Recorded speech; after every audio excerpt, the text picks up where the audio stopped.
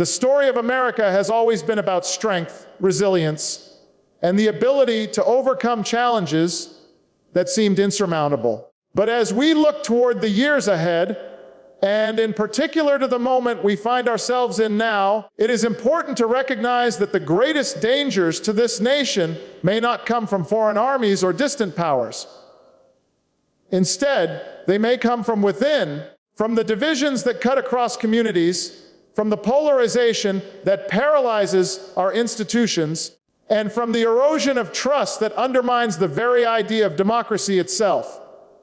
These are dangers that are less visible than missiles or tanks, but in many ways more dangerous because they attack the soul of a nation rather than its body. The foundation of any democracy is trust in each other, trust in institutions, and trust that even when we disagree, we are bound together by a common purpose. Without that trust, the walls that hold up our society begin to crack. We live in an age where information spreads faster than ever before, but so too does misinformation.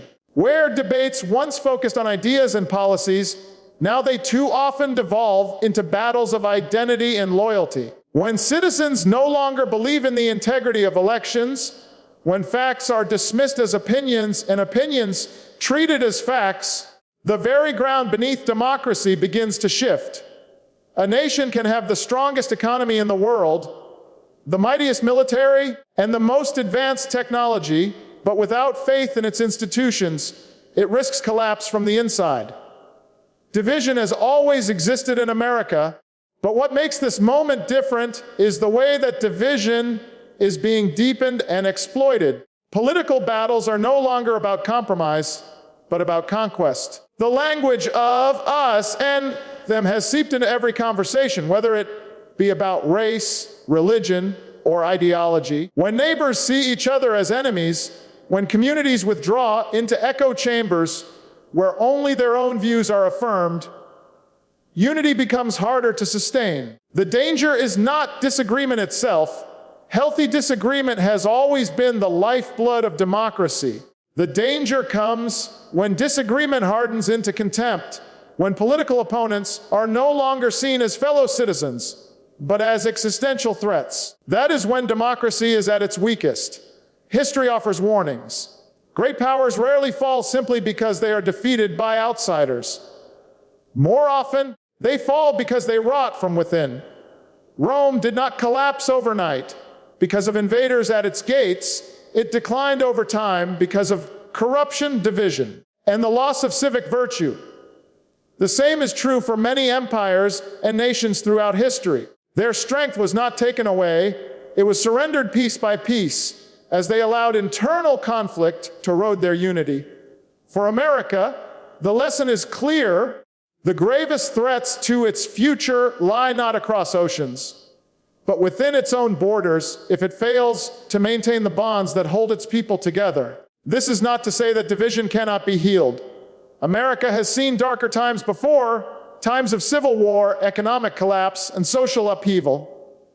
Each time, the country emerged stronger, not because the divisions disappeared overnight, but because enough people chose to see themselves as part of something larger than their own tribe or interest. The danger today is believing that such healing is automatic, that the fabric of democracy can repair itself without deliberate effort. It cannot. It requires citizens willing to engage in dialogue, leaders willing to put country above self, and institutions willing to protect truth over partisanship. Without these, the cracks widen. Trust, too, is not a given.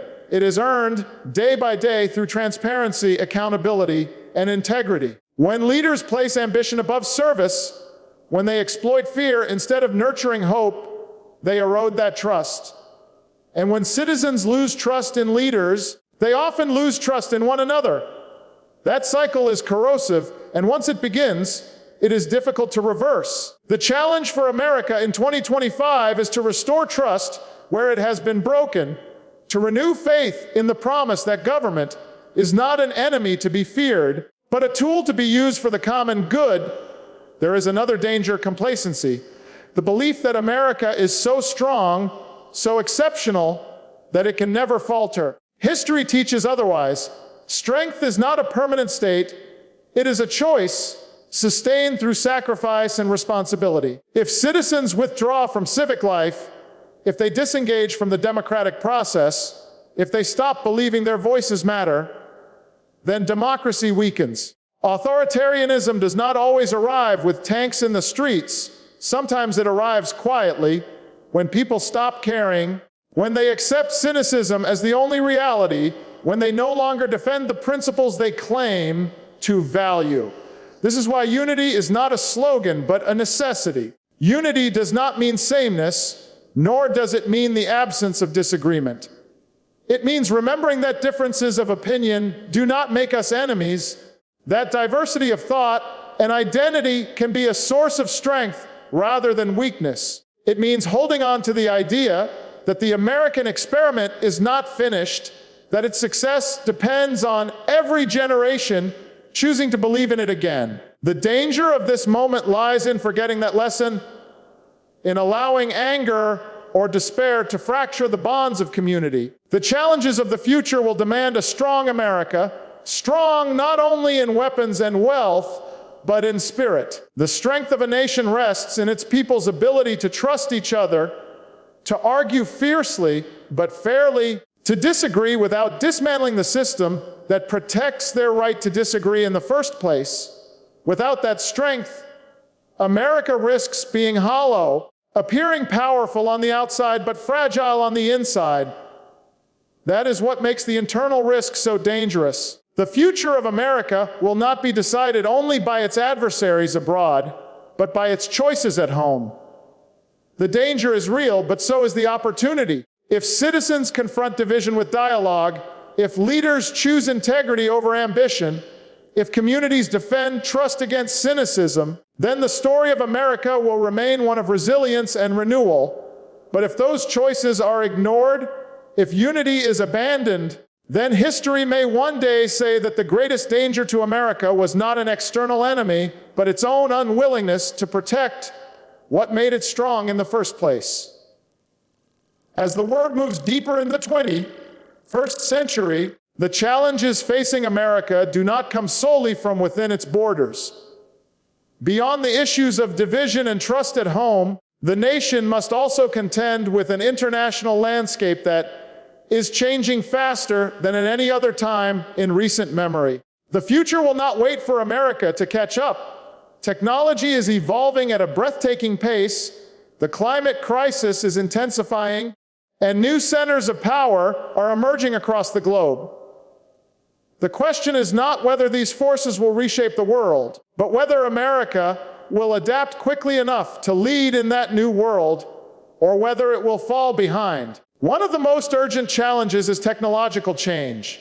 In the span of just a few decades, the tools humanity relies on for communication, commerce, and even survival have transformed completely. Artificial intelligence, automation, biotechnology, and cyber capabilities are not abstract ideas. They are realities shaping daily life and rewriting the rules of the global economy. These technologies hold tremendous promise, promises of medical breakthroughs, smarter energy systems, and new ways to connect and learn. But they also pose real risks. Jobs are disappearing as machines grow smarter. Personal privacy is at risk as data becomes more valuable than oil. Nations are racing to weaponize technology in ways that could destabilize security. In this environment, America cannot afford complacency. To stay strong, it must lead not only in creating new technologies, but also in setting ethical standards for their use. Leadership is not just about invention, it is about responsibility. Climate change represents another test, one that is as much about survival as it is about leadership. Rising seas, stronger storms, and unprecedented heat waves are no longer distant predictions, they are here. These forces do not care about national borders or political debates. They are reshaping how people live, where they can farm, and even which parts of the world will remain habitable. America has the resources and the innovation to help drive global solutions. Investments in renewable energy, sustainable infrastructure, And green technologies are not just environmental choices, they are economic opportunities. The question is whether America will seize those opportunities or surrender them to others. If it fails to lead on climate, it risks both its environment and its influence, because leadership in the years ahead will belong to the nations that commit to protecting the planet, not exploiting it. At the same time, the geopolitical order is shifting. For much of the past century, America stood at the center of international affairs. But now new powers are rising. China has expanded its influence across Asia, Africa, and beyond. India, with its massive population and rapid growth, is demanding a larger voice in global institutions. Regional powers in the Middle East, Africa, and South America are asserting their independence. The result is a world that is increasingly multipolar, where no single country can dominate as it once did. In such a world, America's success depends less on its ability to act alone and more on its ability to build alliances. Partnerships with Europe, cooperation in the Indo-Pacific, engagement with Africa and Latin America. These are no longer optional. They are essential. Isolation may feel like strength in the short term, but in the long run, it leaves America vulnerable and sidelined. The economic dimension of these external challenges cannot be ignored. Global trade is changing, with supply chains shifting and new markets emerging. If America fails to invest in its own competitiveness through education, infrastructure, and innovation, it risks losing ground to nations that are hungrier and more agile. Prosperity is not a guarantee. It is the result of preparation and vision. In a global economy, no nation thrives in isolation. To lead, America must compete, and to compete, it must equip its people with the skills and tools that the future demands. What ties all these challenges together? Technology, climate, geopolitics, and economics is the need for leadership that is forward-looking. Leadership that sees beyond the next election cycle and plans for the next generation. Leadership that understands strength is not measured only by military budgets, but by the ability to inspire cooperation and shape a shared future. If America focuses only on preserving old advantages rather than creating new ones, it will find itself reacting to change rather than driving it. And in a world that moves as quickly as ours, nations that react too slowly are left behind. These external challenges also demand something deeper, a willingness to embrace humility and cooperation. The days when America could dictate terms to the world are fading, but the days when it can lead through example and partnership are still ahead. When America invests in peace rather than conflict, when it supports innovation rather than fear, when it champions justice rather than power for its own sake, it strengthens not only its position but the trust of others. Trust, once lost, is hard to rebuild. But when earned, it creates alliances that endure even through crisis. The dangers of 2025 and beyond are real. They are not distant threats, but present realities. Climate disasters, technological upheaval, shifting power balances. The real danger is not that these challenges exist, but that America could fail to meet them with vision, courage, and unity. If it withdraws into itself, if it chooses short-term comfort over long-term planning, it risks not just influence but relevance. Yet if it embraces the future with confidence, invests in its people, builds coalitions, and sets the pace for ethical and sustainable progress, then these challenges transform into opportunities.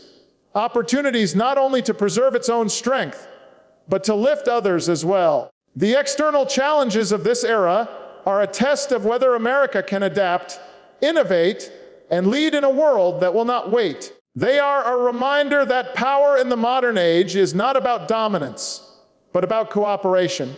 And they are a call to remember that the future will not be shaped by fear of change, but by those bold enough to shape change itself.